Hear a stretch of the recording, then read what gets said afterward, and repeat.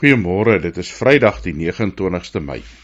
Vanoggend 1 Petrus 4 vers 12 tot 16. Geliefdes, moenie verbaas wees wanneer 'n vurige beproewing oor julle kom, of iets vreemds met julle gebeur nie. Wees eerder bly, na mate julle deel het aan die lyding van Christus, sodat julle ook by die bekendmaking van sy heerlikheid uitbundig sal jubel. As julle ter wille van Christus se naam beledig word, gelukkig is julle, omdat die gees van heerlikheid, dit is die gees van God op julle rus. Niemand van julle moet immers as 'n moordenaar of 'n dief, of 'n kwaaddoener of bemoeisiekte ly nie. Maar as iemand egter ly omdat hy 'n Christen is, moet hy hom nie skaam nie, maar God verheerlik op grond van hierdie naam. Ons leef in 'n wêreld waar Christus nie welkom is nie.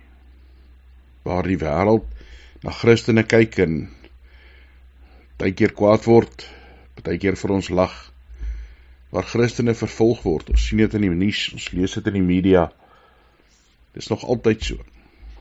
Mag ons vasstaan in ons geloof, mag ons vasstaan en vashou aan die God wat ons geroep het en ons syne gemaak het, ons kom vrygespreek het.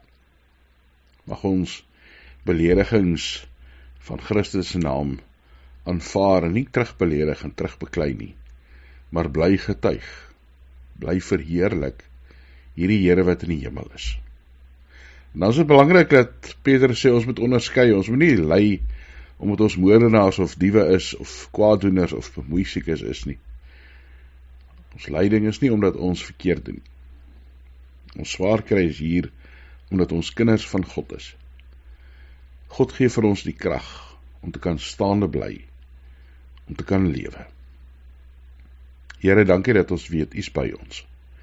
Ons bid, Here, waar vervolging en swaar kry, bespotting ook maar oor ons pad kan kom, omdat ons kinders van U is, volgelinge van Jesus Christus, dat U ons die krag sal gee om vas te staan in ons geloof.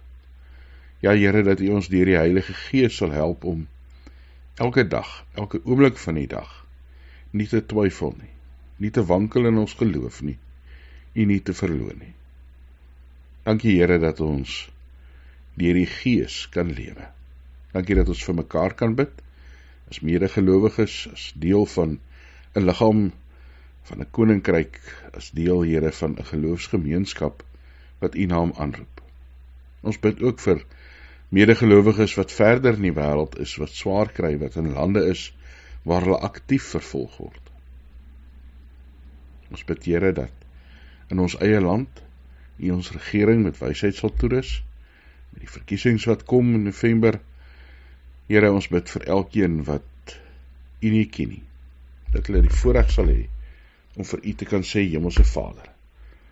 Ons bid vir hulle wat siek is, vir hulle wat geliefdes in die dood afgestaan het, dat U ook vir hulle sal vertroos en naby wees. In Jesus Christus se naam. Amen.